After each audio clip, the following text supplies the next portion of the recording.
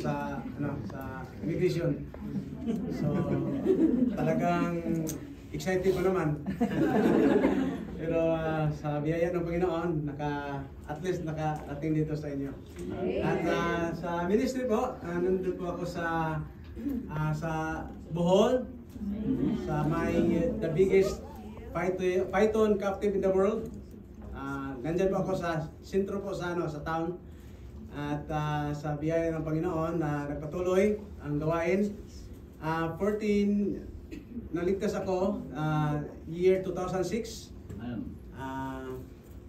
Hindi po ako tambay lang po galing po sa bundok at niligtas po ng Panginoon. Hindi po noon is NPA po. Marunong po gumamit ng baril at wala pong sa buhay po, wala pong pag-asang maligtas kasi nandun sa bundok. At nagpapasalamat po ako sa Panginoon, merong matapang na pastor at pumunta dun sa bundok at nag-preach ng gospel at naligtas noong 2006. Sabi ko nga sa Panginoon, Lord, kung ano pong plano mo sa buhay ko. At sabi ko ng Panginoon na pag magsunod ako sa inyo, baka hindi ko po alam anong next na sa buhay. Kasi wala pong magulang na nagsuporta kasi Catholic ang mga magulang ko. At niligtas ako, sabi ko nag-desire ako ng mag-eskwela ng Bible School. At sa Pastor Dave Cabrera, yung father niya, dito ako nag-aral ng sa Bible School. At nag-desire ng year 2009 nag-graduate ako. At pagkatapos at year 2014 nag-start ng gawain ng Panginoon doon sa Albuquerque. Lahat ay kinalimutan at lahat ng pagka-NPA, pagka-rebellious sa magulang, kinalimutan. At year 2014, nagsimula ng gawain doon sa Albuquerque. At hanggang ngayon, by the grace of God, nagpatuloy.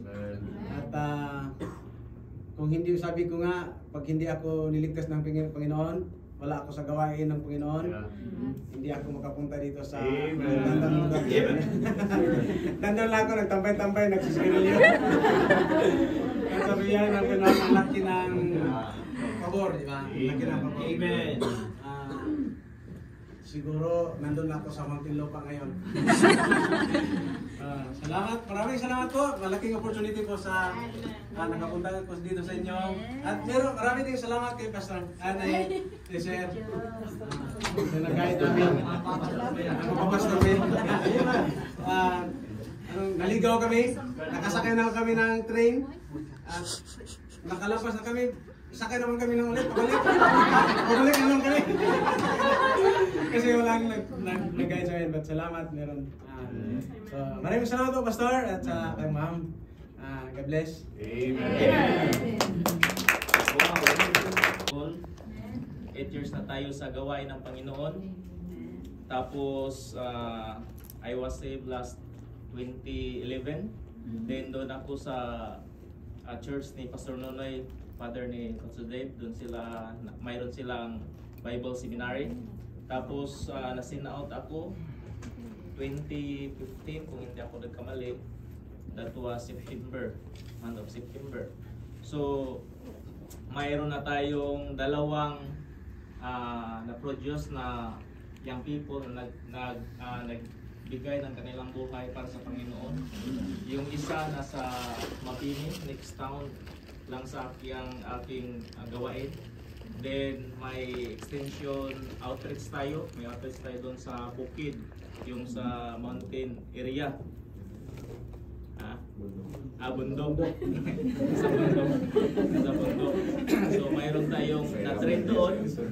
Yung isa na may desire siya na mag-foreign mission. So siya yung nagpastor doon sa Sevilla, tapos ibinigay niya sa Sunday school teacher niya. Tapos bumalik siya sa Peñaflor sa mother church namin kasi yung desire niya mag-foreign mission.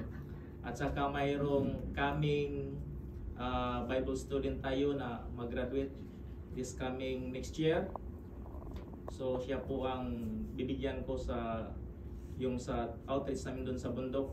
Tapos ako mag-start na naman ng ibang outreach sa ibang town na bundok rin.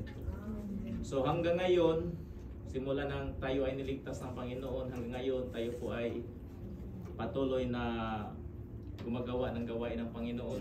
Tapos may isa akong asawa.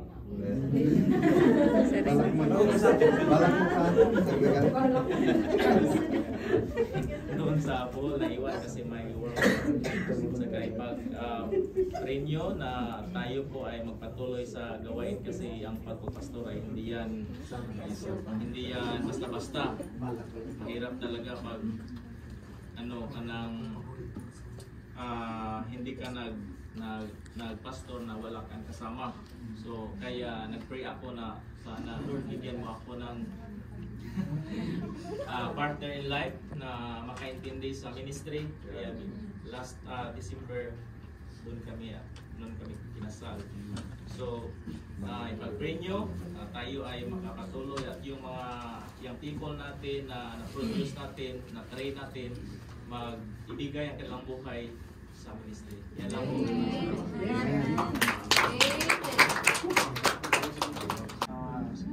All of my pastor's friends here are from Bohol. Ako lang yung nasa Cebu.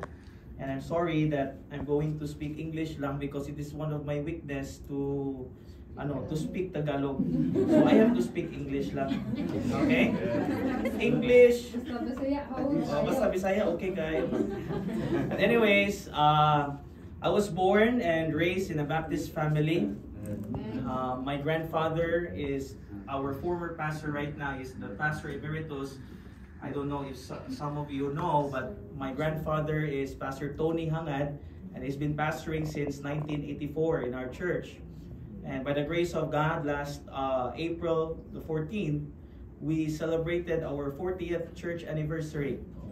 And so I was born and raised in a Baptist family. My mom and dad is serving God. All of my family is serving the Lord. Good. So I thought that as a, being born and raised in a Baptist family, akala ko na if mamatay ako, I will go to heaven na. Because my granddad is serving the Lord, as well as my mom and my dad. My whole family is serving God. But in the year 2010, I thank God for my grandfather who reached out to me and, shared to me the gospel of the Lord Jesus Christ and accepted Him as our Lord and personal Savior. But that doesn't mean as a Christian you are now perfect. Things go wrong. Of course, as a human being, I still commit sin. But by the grace of God, God leaded me in the right way. In 2014, at the age of 14 years old, I started the youth ministry. And then by the grace of God, I also started in our choir. And then on the year 2017, God called me in this ministry. God called me at the age of 17. It was in the youth camp, and nag-forward ako para surrender dun sa Bible school. Yes, and then after that, by the grace of God, it's all by the grace of God. At the age of 2019, I studied in our Bible school there in Cebu, and it was pandemic. And then in 2021, there my grandfather gave me the ministry in Naga, dun sa Calvary Living Grace Baptist Church. So I've been a pastor since 2021. I'm a new pastor, but one of the biggest challenge as a pastor, although it is a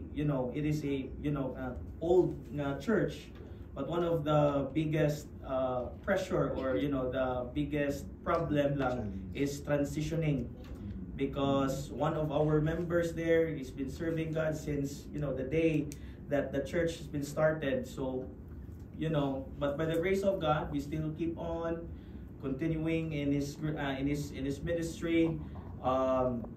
You know, I always say this in my church. All of the things that I have today, it is all by the grace of God. I don't need to proclaim myself. It is all by the grace of God. So thank you for having me. Thank you, Pastor Rams, and of course to the members of this church. Thank you for having me. Thank you. Hello everyone, my name is Kirk McCoy, and I am proud to stand before you today as a testament to the grace and love of our Lord. As a brother of Pastor Earl, I've been blessed to witness firsthand the transformative power of faith in our family, growing up in the nurturing embrace of our church ministry. Serving as a song leader in our church has been a profound honor. Music has a unique way of stirring the soul and connecting us to the divine. Through the melody and harmony, we lift our voice in His praise and worship, offering gratitude for the countless blessings bestowed upon us. In every ministry I undertake, I am reminded of the boundless mercy and grace of our Savior. He has walked beside me and my family through every joy and every trials, guiding all my steps and filling my hearts with His love. My life is a testimony to his faithfulness, and I am forever grateful for the opportunity to serve Him and His people. Thank you. Salamat po, Brother Kurt. Okay, magandang umaga. Alam ko po na lahat tayo nakakaintindi ng Tagalog. Magandang umaga. Pag sa business kasi magandang umaga. Para alert ang bawat isa. Okay, ako po ay si Pastor Lucio Banak, married with one wife. And God bless us ng dalawang kids, dalawang babae at isang lalaki. And then I've been married for 14 years sa biyaya ng Panginoon. At umabot kami ng 14 years sa dalawang bagay na kinakonsidered ko at sa aking wife na may tinatawag kami na joint account. Ang ibig sabihin po, joint account, ako pong nagde-deposit, si Mrs. po ang nagde-deposit. May workshop po kami, workshop. Ako yung nagtatrabaho, si Mrs. naman yung nagsashop. At ang pinadahan ko yun, kung aalis ako at pupunta sa ibang lugar, nilagyan ko ng picture yung wallet ko ng picture ng wife ko. Nagpaalala, when I open my wallet, it reminds me why I don't have no money. By the way, it was a blessing for us na nakarating sa lugar niyo.